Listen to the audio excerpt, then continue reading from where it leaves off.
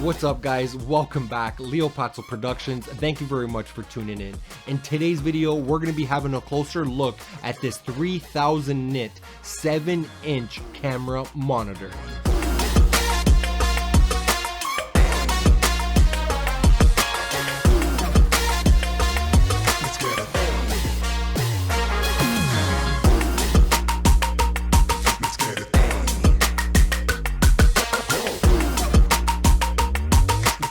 So guys, here we are with the Osee G7 camera monitor. You guys heard me correctly. This is 7-inch, 3000 nit. This is going to be a fantastic option for indoor and especially outdoor use. It is going to be super bright. We do have HDMI in, HDMI out, and we also do have with this model SDI in and SDI out. We have a way to power this camera monitor with MPF batteries, V-mount batteries, and also DC barrel jack that we can plug into the wall. So guys, starting off here at the front of the monitor, again, we do have this beautiful 7-inch display screen, which does have an approximate viewing angle of 160 degrees. So we can view what is on this monitor from a nice tight angle over here. For an example, 160 degrees this way, 160 degrees from the right, up and down. So depending on who is kind of leaning over your shoulder to see what you're filming, they're still going to have a good angle, even though they might not be looking dead directly onto the monitor, which is going to be an awesome feature as well. And over here onto the right hand side of the monitor, we do have this little red toggle switch that's going to allow us to enter the menu in the settings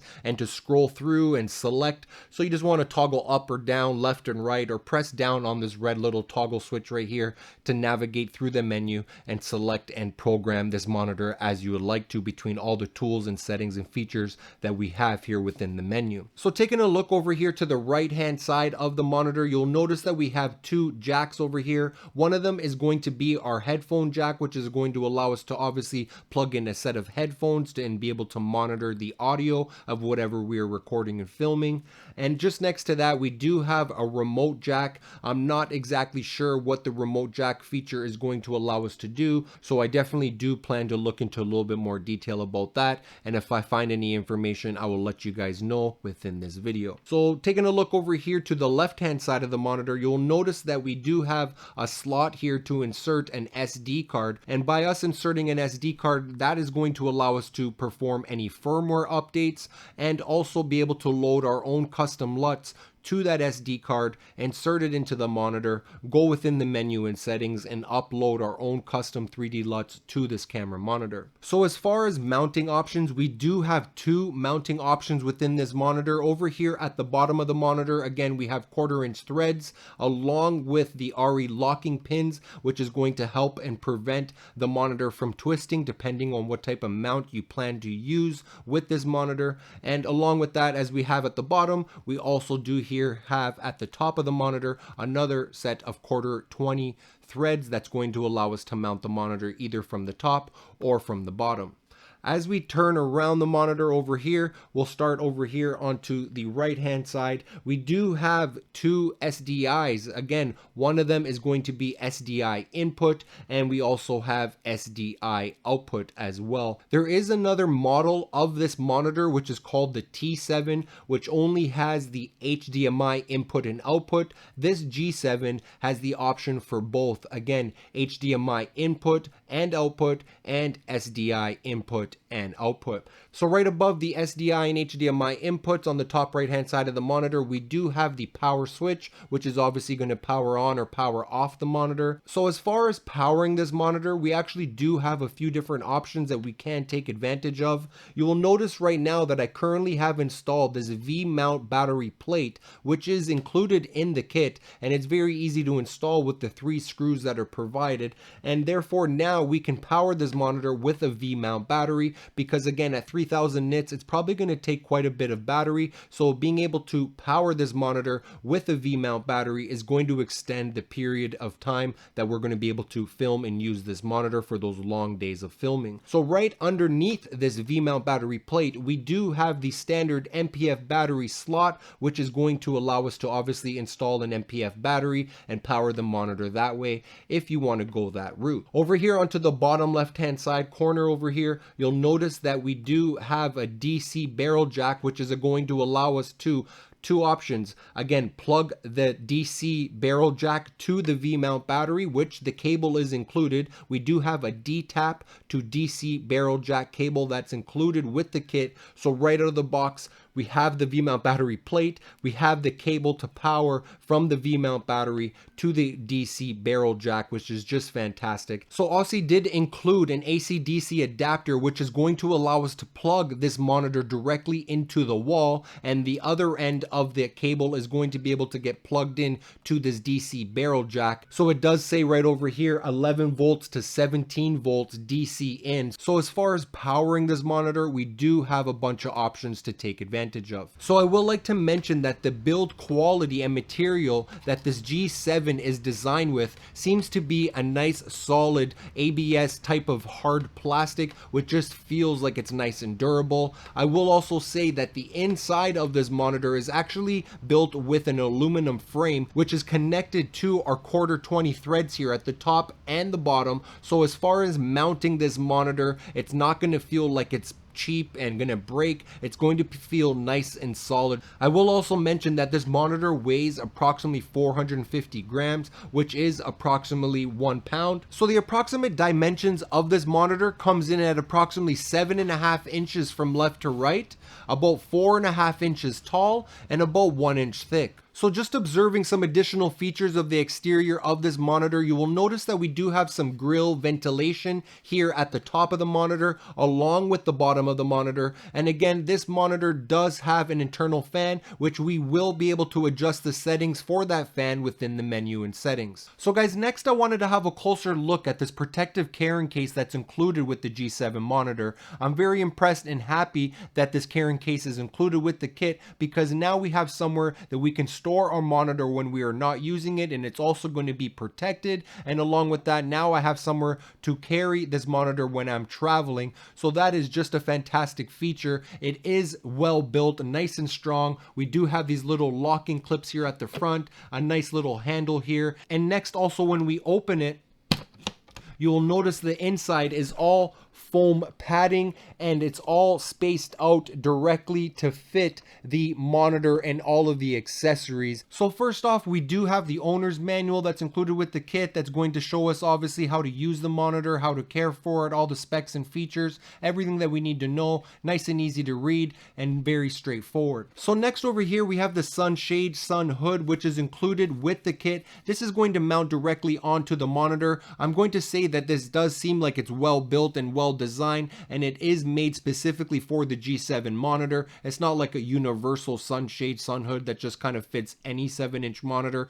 This one is specifically made for the G7, and we do have these little rubber elastic type pieces over here at the back that's just going to slide over the monitor and just mount on nice and easily and quickly. This will come in handy, for an example, when you're filming outdoors in a bright environment and you may have some reflection, for an example like the sun, and you may want to block some of that reflection. The sun hood may come in handy for those scenarios. But in my case, and from my experiences, when I'm filming outdoors with this monitor in a bright environment, I haven't had any need for the sunshade sun hood, but it's nice to see that they've included it just in case we run into any of those scenarios. Next over here, we have the AC/DC wall adapter that's going to allow us to plug it into the wall. And this end over here is the DC barrel jack, which is going to get plugged in directly to the monitor. So next in the kit, we do have this little swivel magic mounting arm over here that's going to allow us to mount our monitor. It is made out of all metal. It is approximately about 6 inches or so. It is well built and nice and strong and heavy duty, and when you tighten it, it is feeling nice and strong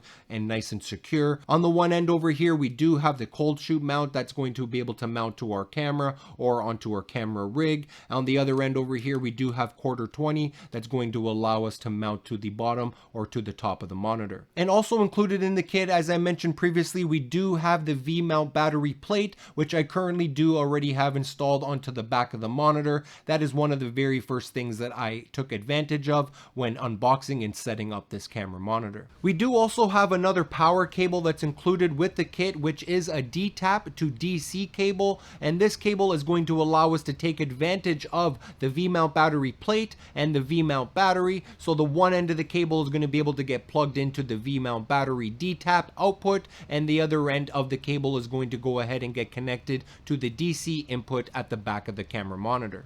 Okay guys, let's have a closer look at the monitor menu and settings that we have available. So I'm just going to go ahead and turn on the power on switch. I'm currently powering the monitor right now via a V-mount battery. So this is the Osee logo that is displayed when you first turn on the monitor. Okay, so I currently have the G7 monitor connected to my Panasonic GH6 camera via the HDMI cable. So looking over here to the right hand side of the monitor, again, we have the joystick. So what we're going to do now is just press down on the joystick, which is going to come up a bunch of options here that we can toggle upwards and downwards. So currently right now we are looking at my scene 1 setup, and you'll notice right here onto the bottom left hand side of the monitor, it has a little box with the number 1 inside. And basically what that means is each scene is going to allow us to set up 8 different features, functions over here, which we can go through the menu and pre-program. So just to give you an example, I'm just going to go back. I'm going to toggle to the right, and you'll notice this scene 1 is going to change to scene 2.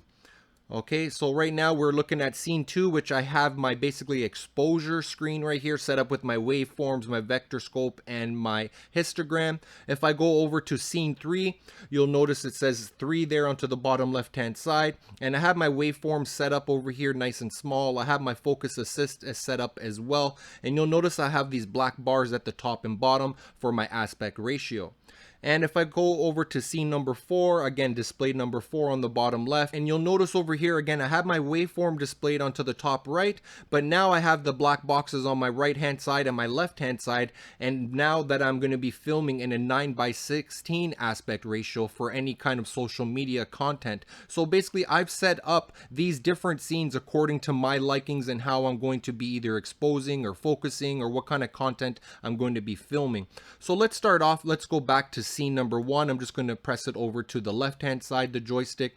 So back to scene 1. So taking a look over here on scene 1, you'll notice that I have my focused assist set up over here and it's highlighted in red. So if I adjust the focus on the camera, you'll notice that that red kind of just changes to different locations. This is definitely going to be very helpful when it comes down to focusing, to make sure that you have your subject in focus. You'll also notice over here on the bottom left, I have my audio level meters. The one just above the green one here is the one that's coming from my camera, but this one is actually nice displayed here from my monitor, so I decided to turn that on. So let's take a look on how we can enable and pick what kind of features that we want to be displayed or being used in these different scenes. So what we're going to want to do here is press down on the joystick, and we can now just toggle up and down over here between the different ones that I have preset. So starting off at the top here, you'll see focused assist. Next I have my audio meters, and next over here I have my look. So for an example, I've loaded my own custom 3D LUTs onto this monitor. So you'll notice over here that we have the plus sign which says add new tool. So if I want to add a new tool, I'm just going to go ahead and simply press down on the joystick. And now we have all of these options here within the menu to kind of go through. So for an example, we have aspect ratio, we have safe area, safe marker there. We have a center marker as well. Crosshatch, which is basically the grid. We do also have a built-in level on this monitor, which is a fantastic feature. And we also do have the option for false color, zebra, histogram, waveform, vectorscope. And if we go underneath focus, we have focus assist, which I do have enabled. And we also do have focus peaking. And we do have the look option right here, which I do have enabled. We have the audio level meters, again, which I've selected and pre-programmed. And we do also have image resize. So these are all the options within the menu that we can go ahead and select. So let's go ahead for an example into false color. Okay, so now that I've activated false color by pressing down on the joystick, you'll notice that it's displayed over here. So now what I want to do is just toggle to the right hand side, my little joystick, and it's going to bring up this little sub menu over here. So enable false color. Right now it's currently off. So I'm going to go ahead and toggle it to the right, which is going to turn it on, and bang, now we are looking at a false color. So within the false color menu, we do have some options to adjust the settings. So right now it's currently set to spectrum, but you'll notice we'll have a bunch of different false color options depending what camera we are filming at. For an example, Sony S-Log3, S-Log2. We also have ARRI Log-C, Canon C-Log, Canon C-Log 2 and 3. We have Panasonic V-Log, which again, this would be fantastic for me because that is the camera that I'm going to be filming with. We have Red Log Film, Red Log, etc. So Blackmagic Design, Blackmagic 4K, ARRI Rec 709, Sony LC709A. So we have a bunch of different options over here to kind of pick through. In my case, I kind of prefer to use the Spectrum or the one that's preset for my camera, which is the Panasonic V-Log. So to kind of get out of this sub menu, you just want to go ahead and press down on the joystick. So right now you'll notice that I'm in the false color tab, and for an example, if I wanted to just quickly turn on and off false color, I just need to go ahead and simply press down on the joystick, and that's going to enable it or disable it. So over here we have the look. For an example, right over here we have the audio level meter. So if I wanted to quickly turn off the audio level meters, you can see that I can just press down on the joystick and they're going to turn on and off. Again, focus assist, right now it is currently on. You can see that I'm in focus with this red over here on my subject. So if I just turn it off, this is how it looks like when it's turned off. Okay, so now let's briefly just kind of go into scene 2 just to show you what I have set up over there. So my scene 2 is going to allow me to help me to adjust my exposure for my shot. Okay, so again, scene 1, that's going to allow me to see my audio level meters. It's going to see that I'm in focus, and we can also check out the spectrum if we like, for an example, what other features that we want to set over there. But for my scene 2, I have it strictly set to basically exposure and white balance and whatnot. So you can see that I have my waveform here displayed nice and big at the bottom of the screen. I have my vectorscope here and along with my histogram, and now I can get a better idea on how I want to adjust the exposure for this image that I'm shooting. So if I toggle over to scene 3, again, you'll notice I have waveform set on a smaller scale, and I have my focus assist on, which you can see here in red. And again, I have the black bars on the top and bottom, which is going to help me to film and frame my subject if I wanted to film in an ultra wide aspect ratio.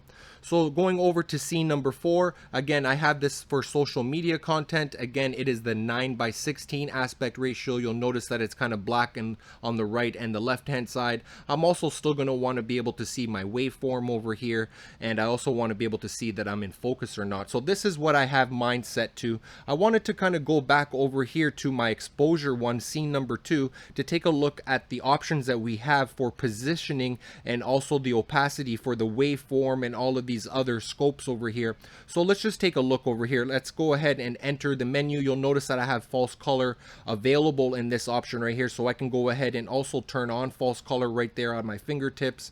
Okay, so let's scroll up. I have my audio level meters again enabled.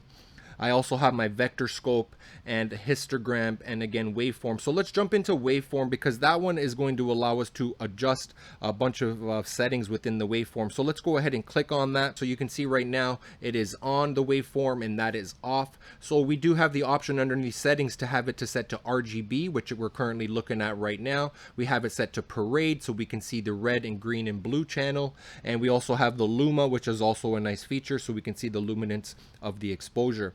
So in my case, I like to have it on RGB.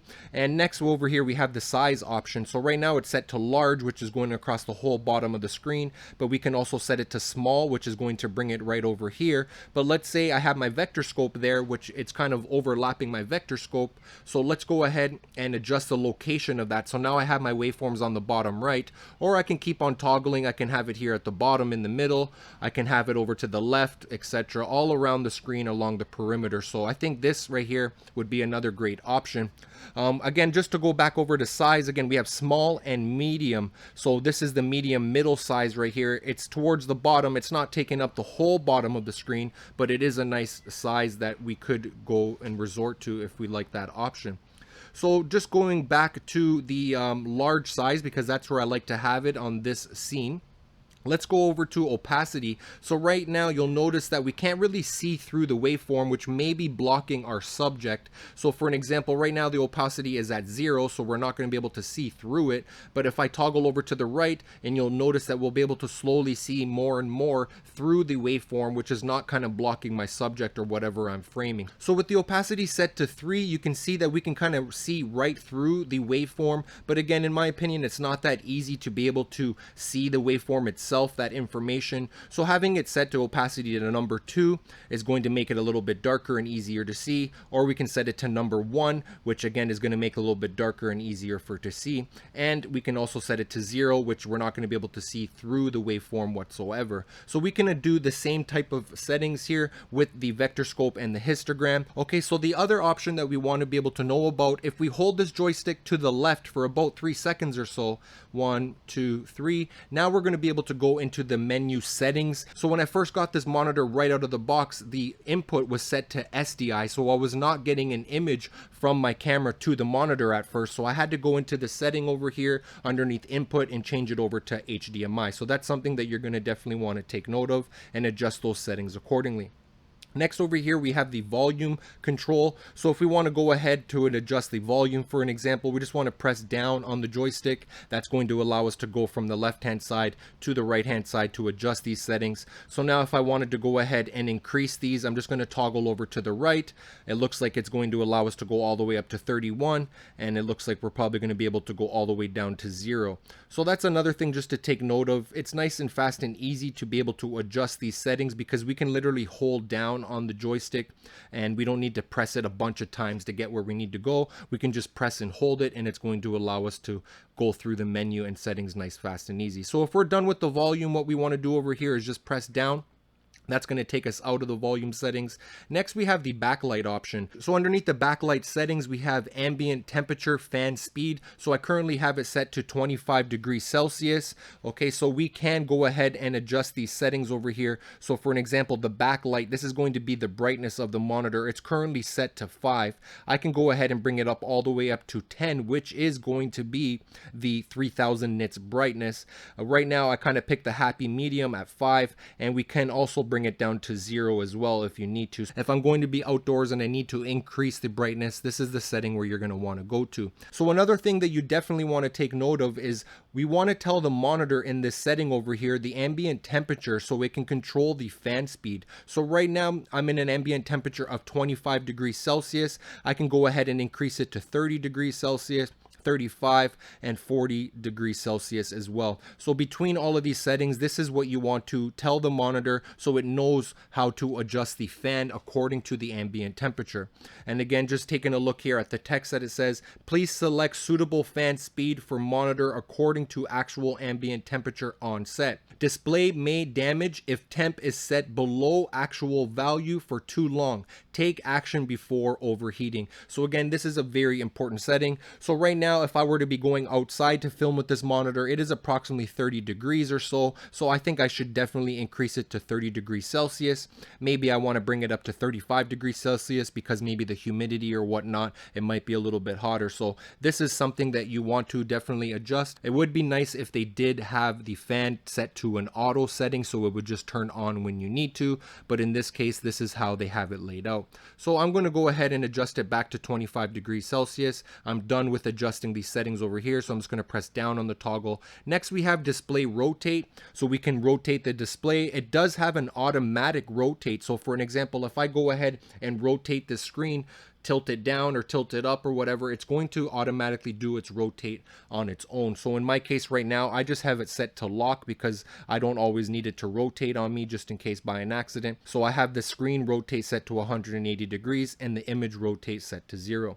Next, we do also have the anamorphic settings. So to enter the anamorphic settings, again, just press down on the joystick. Option, we have 1x, which is currently what we have right now. We can toggle over to 1.33x. 1.5x, 1.66x, and 1.8x and 2x as well. So depending what type of lens you're going to be filming with. So next we have DSLR scale. So for an example, we do have the option to adjust the scale according to which camera we're going to be using. So if I just toggle over here to the right, you can see Canon D5 Mark II, Canon 7D, or none. So in my case, I'm just going to leave mine to none because I don't need it to adjust the DSLR scale option. Next over here, we have status display. So this is going to be one that's going to be nice to take a look at. So currently it's set to off, but if we turn it on, it's going to show the option as battery only. So on the top right hand side of the screen here, it's going to be displaying our battery percentage right over here. I'm at 14.7 volts, again, powering it via the V-mount battery. Or we can select to showing the battery life, and along with that the HDMI input or the SDMI input, which is also going to be showing our resolution along with our frames per second. So in my case, I don't necessarily need that information here on my display screen on my monitor because my V-mount battery actually has a digital display showing me how much battery is left. So if I need to see how much battery is left on my V-mount battery, I can just simply look at the back of the V-mount battery. But these do seem like they're nice, great options, just to confirm that our resolution of frames per second and along with our battery percentage. Next over here, we have calibration LUT. So we can go inside over here and adjust the color temperature. I don't really want to mess around with these too much, but again, we got the native, which is calibrated Rec 709 right out of the box. So we do have the user setting over here, which is going to allow us to go over into the gain settings for the red, the green, and to the blue, and adjust all of these parameters accordingly as much as we like to. Next over here underneath color temperature, we do have D56, and we do also have D65, and we also do have D93. So in my case, I'm going to leave mine at native. As for gamma, we do have 2.2 and 2.4 to pick from. In my case, I'm going to leave it at default at 2.2. Calibration LUT, so if we need to do a calibration on the LUT, we can go ahead and turn that on or off. As for brightness, we can adjust the brightness of the monitor as well, the saturation, the input levels. So underneath input levels, you'll notice it's set to video, which is default right out of the box. We can also adjust it to full if you notice that the blacks seem a little bit softer right now. In my case, I'm going to leave it to video. And we can also enter the calibration channel, which is going to allow us to recalibrate the monitor if we need to. So if we're done with all of these settings, again, just press down on the joystick. It's going to take us back to the subfolder onto the left-hand side. Next, we have the option to adjust the language. I'm not going to be adjusting that. Monitor info, so we have the version, the serial number, and the model. Next, we have firmware update. So if you do want to update the monitor, again, we're going to have to put that file onto the SD card that we can slide in over here to the side of the monitor, and therefore we can do the update via this option right over here. If we scroll down over here, this is where we're going to be able to load our own custom LUT file. So for an example, I'm going to go ahead and put in my SD card here at the side of the monitor. I already have my LUTs loaded, but I'm just going to go ahead and show you how it is done. So what we're going to do over here is go to LUT file. So press down on the joystick, execute load LUT file. I'm going to go ahead and press down again. So now it's going to be reading from the SD card.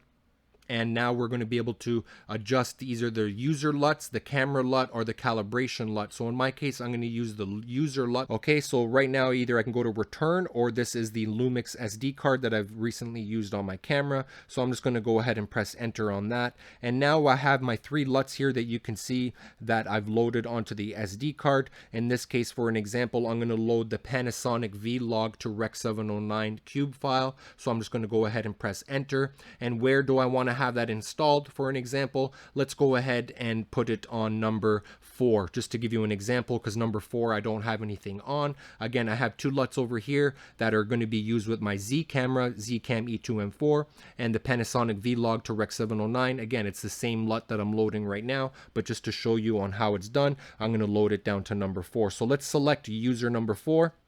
It's going to be checking the file, and then it's going to load it and let me know that it was successfully loaded.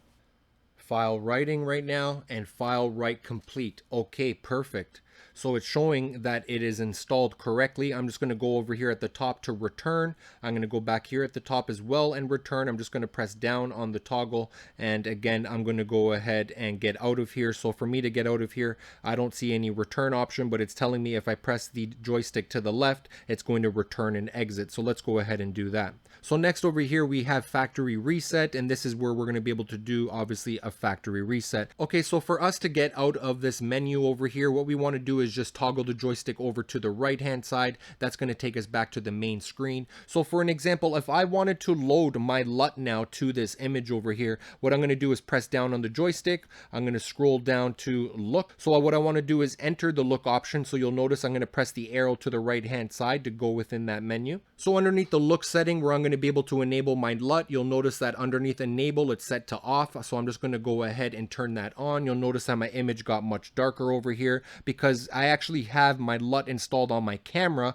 and now I just actually applied it to my monitor as well. So it's applying the LUT times 2. So this is not the ideal situation, but I'm just kind of demonstrating on how it's done. So you'll notice over here underneath settings, it's set to user, and that's going to allow me to open up this user folder over here. So user LUT. So right over here, it's set to 3. So for an example, if I wanted to toggle to a different one, this is user number 4. Let's go to user number 2 for an example, which I normally use for my Zcam, user number 1. So again, user number 4, you'll notice that it says Panasonic Vlog to Rec 709. So that's exactly how you're going to be able to enable your LUT and also install them. So another awesome feature about this monitor, if we just press this joystick upwards, that's going to enter the zoom feature, which again, we do have the option to enter 2x zoom and 4x zoom. So let's go ahead and toggle the joystick up one time. You'll notice over here 2.0 times zoom, and now we have a better look at our subject, and maybe we may want to adjust focus for an example, just to make sure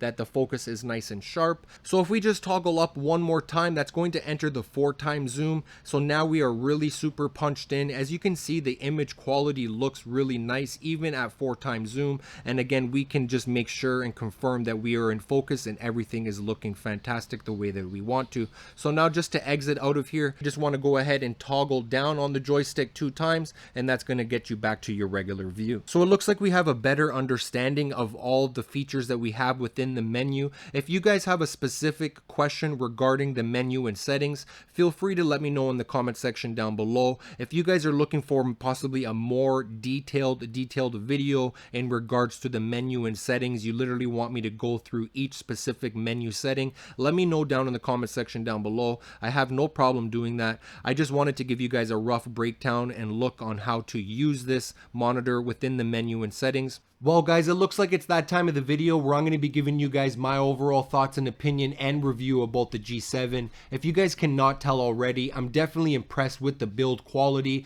along with all the features and settings and options that we have within the menu, the easy use that we have with just that one little joystick, little switch there on the front. Again, the different options to power the monitor, the different options that we have to mount the monitor, again, the HDMI in and out, and also the SDI in and out. We have all the cables that are included to power this monitor, either via plugging it into the wall or also being able to power it via an MPF battery, a V-mount battery. So as far as all the accessories, and along with the protective carrying case that's included with the kit, so all these additional accessories that are included with the monitor kit is just fantastic. I'm very impressed. I will be honest with you, this is my favorite monitor up to date, again, just because of the 3000 nit brightness, the quality of the image on the screen, the 7-inch display, the different ways that we can power this monitor. I'm super impressed. If you guys do have any comments, questions, concerns,